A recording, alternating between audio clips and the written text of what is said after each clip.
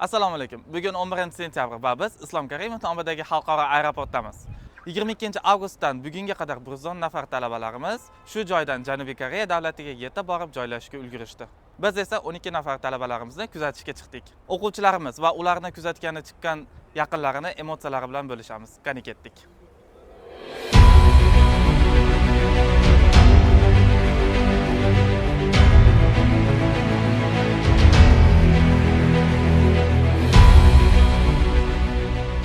Assalomu alaykum. Assalomu alaykum.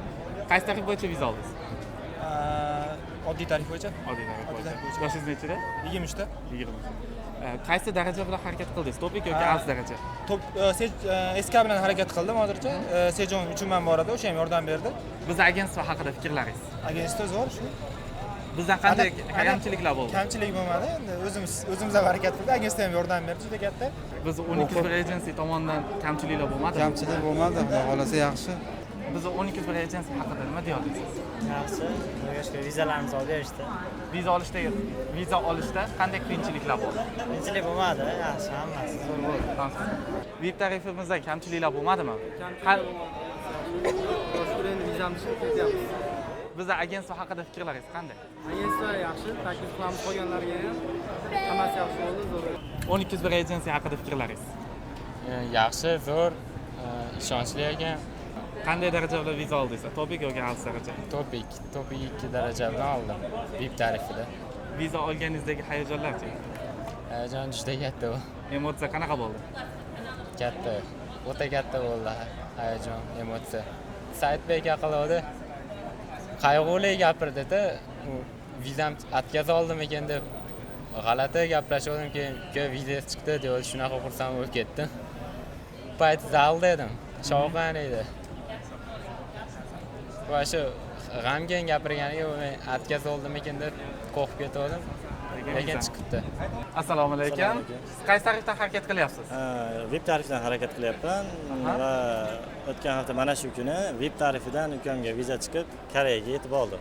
VIP tarifda qanday afzalliklar? VIP tarifdagi afzalliklar eng qizig'i to'lovi oxiridaligi, eng qizig'i shu. U yoqdan kutib oladigan mana shu 201 agensiya agentlari juda ham xushmuomala ekan. Viza olishdagi qiyinchiliklar qanday bo'ldi? Viza olishdagi qiyinchiliklar menga deyarli bilinmadi. Oilali bo'lishimga qaramasdan, bitta farzandim bo'lishiga qaramasdan 201 agensiyaga kattakon rahmat, viza olib berishdi. 12 agencyada kimlarga maslahat bergan bo'ladi? Butun O'zbekiston xalqiga maslahat beraman. Bitta Andijon viloyatida emas, butun O'zbekistonda hozirda nomer 1 deb hisoblayman. Koreyaga birinchi marta viza olib, hayajon vahshiy. Qaysi tarif bo'yicha viza oldingiz? VIP tarif bo'yicha. VIP tarif afzalliklari nima ekan? Afzalliklar juda ko'p ekan, hamma dokument, hamma narsalar o'zi qilib berar ekan. Viza chiqqandan keyin pul olar ekan, ungacha umuman pul olmaydi ekan. Juda zo'r ekan. VIP tarif. Viza olganingizdan keyingi hayajonlar qanaqa bo'ldi? Kuchli bo'ldi, mendan qo'yincha hujjat so'radi.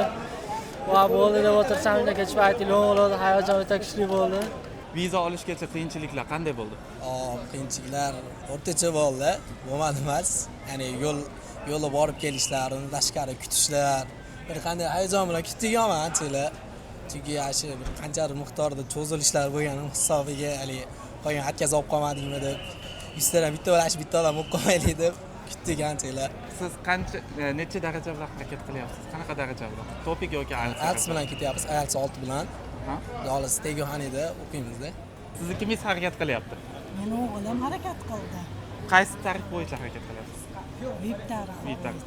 Bizni firma tomonidan kamchiliklar bo'lmadimi? Rahmat katta. Allohga shukr, sizlar sababchi meni orzusiga yetib, o'qishga ketyapman. Rahmat katta sizlarga. Biz agentsiyani kimdirga tavsiya qila olamisiz? Hammaga tavsiya qilaman. Xudoolisi o'zi buni ko'rib, jiyanlar hammasi topishiryapti Koreyaga. Anaqaga o'qishga, kursga borishni boshladi.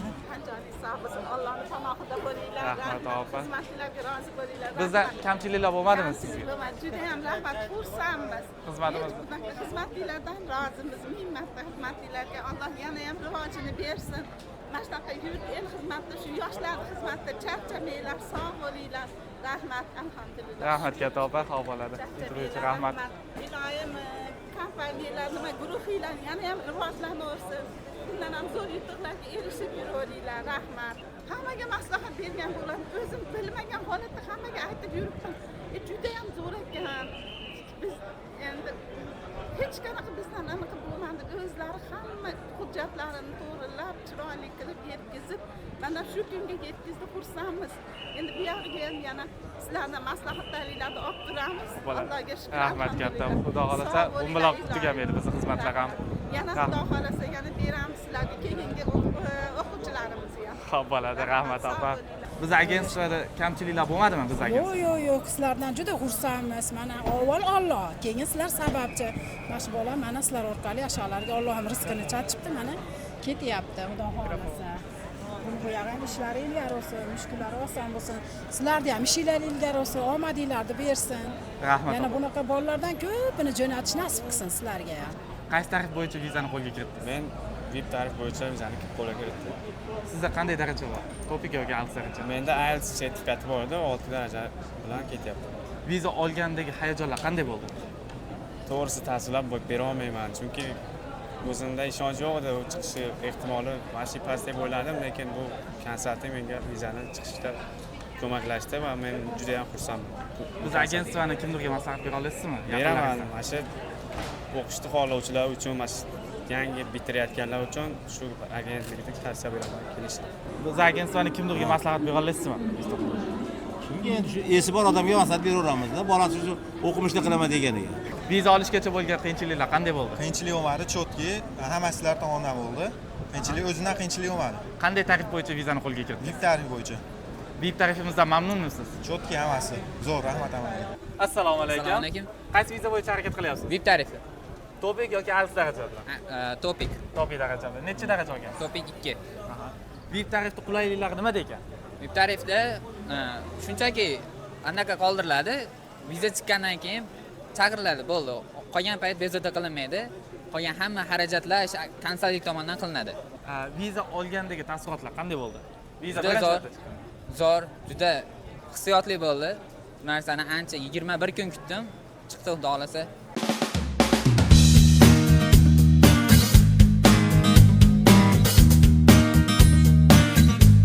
12 bir agency.